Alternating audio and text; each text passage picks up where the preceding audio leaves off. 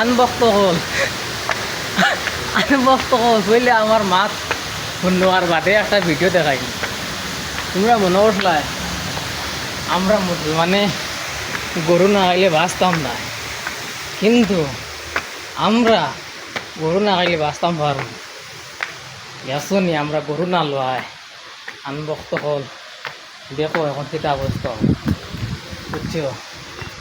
খালি গৌ মাতা হতা মাতা যেগু দেখো খুব হাফ এখনও দেখো অবস্থা এটারে এখন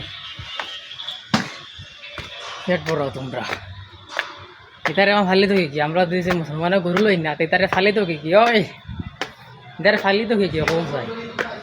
হ্যাঁ, ভিডিওটা বেশি বেশি করে শেয়ার করবো আর আনবক্ত হলো এই ভিডিওটা দেখাইবা বুঝছো নি মুসলমানের গরু না লয় কত হানো আর কুরবানির নিয়ম যে বন্ধ করেছে এই কথা আমরা মানছি না, মানবো না।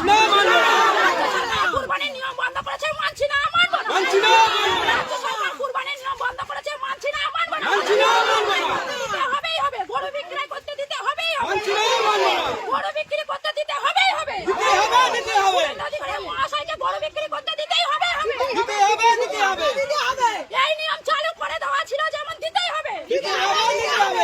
কেন করবে না? আমরা না হলে মরে যাবো, আমরা সুইসাইড করবো না হলে কিছু জবাব করে দিই। বড়গুলোকে কি করবো আমরা?